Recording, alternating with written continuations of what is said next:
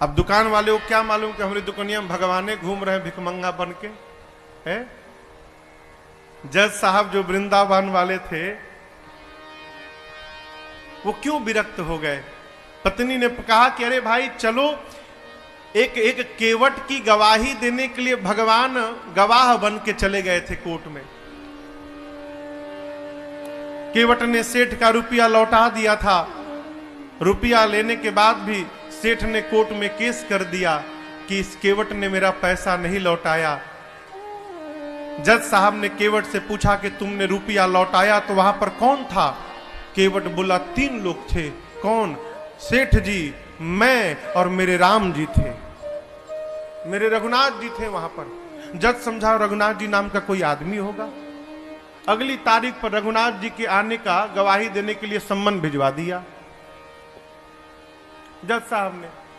अब कोर्ट का संतरी पहुंचा गांव में, केवट जी गांव में, रघुनाथ जी कहां है, रघुनाथ जी कहां है। रघुनाथ जी हो तब न मिले। एक आदमी ने कहा देखो रघुनाथ नाम का आदमी तो नहीं है, रघुनाथ जी का मंदिर एक है जहां केवट रहता है। मंदिर के बाहर पुजारी जी बैठे थे। संतरी ने पूछा कि रघुनाथ यहीं रहता है क्या। पुजारी जी बोले हाँ भीतर रहते हैं। ये पकड़ो, उसके नाम का सम्मान है, इतने तारीख को गवाही देने पहुंचेगा कोर्ट में। अब पंडित जी सोचे जब भगवान गवाह बनने के लिए तैयारे हो गए हैं तो हम कौन होते हैं बीच में रोकने वाले।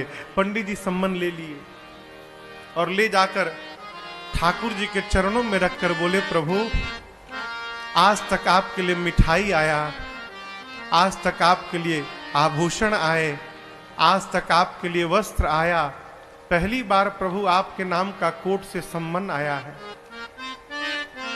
और बहुत विश्वास करके उस केवट ने जज के सामने आपका नाम लिया होगा प्रभु, उसका विश्वास टूटने मत दीजिएगा।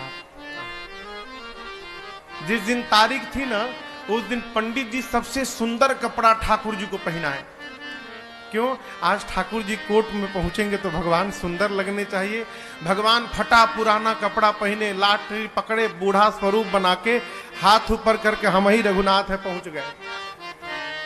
और ऐसी गवाही दिए कि पहली हियरिंग में ही केस समाप्त। सेठ को सजा हो गई, केस तो समाप्त हो गया, लेकिन जज साहब डिस्टर्ब हो गए। सोचने लगे भाई आज तक तो ऐसा कोई गवाह आया ही नहीं जो एक ही बार में केस को ही समाप्त कर दे।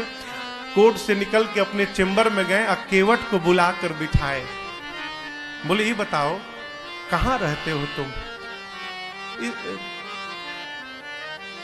रघुनाथ जी के मंदिर में मैं रहता हूं। तो जज साहब बोले कि जो रघुनाथ आए थे, बोले जी जी। तो उनको लगा कि वो मंदिर बनवाए होंगे। तो जज साहब बोले लेकिन तो गरीब लग रहे थे और लग नहीं रहा था कि वो मंदिर बनवाए होंगे। केवट ने कहा प्रभु वो मंदिर बनवाने वाले रघुनाथ जी नहीं थे, मंदिर के भीतर बैठने वाले रघुनाथ जी आए थे। जज की मत ये हरा गई हो, कांपने लगा। संतरी को बुलाकर बोला सही सही बताना तुमने किसको सम्मन दिया था। बोला सर माफ करिएगा सर, रघुनाथ नाम का आदमी नहीं मिला। रघुनाथ जी का मंदिर था, मंदिर में पुजारी जी को देके चला आया था मैं। तो जो आए थे वही पुजारी। नहीं पुजारी जी ये नहीं थे, दूसरे थे। जज को पूरी बात समझ में आ गई। घर गया और दरवाजा बंद करके जज साहब रोने लगे। पत्नी ने आकर पूछा क्यों रो रहे हो, पूरी बात बताए।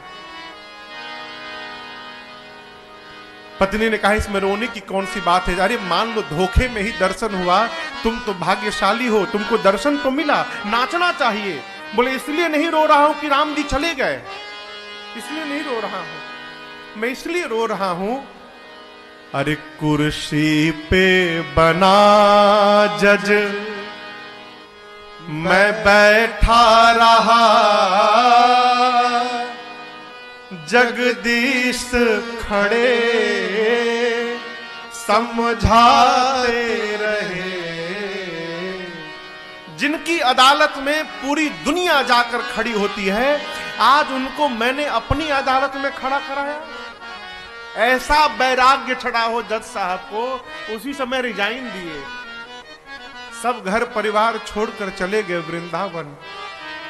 और ऐसा कहते हैं जब तक थे कभी बैठे नहीं वृंदावन में, खड़े रहे। लोग कहते थे बैठते क्यों नहीं आप? बोले मेरी यही सजा है, मैंने भगवान को अपनी अदालत में खड़ा करा के रखा था। अब मैं भगवान के धाम में जब तक जीवित रहूंगा तब तक मैं खड़ा रहूंगा, अब मैं बैठूंगा नहीं। कभी भगवान किसी रूप में आ सकते हैं माई बाप, आपकी आस्था वैसी होनी चाहिए।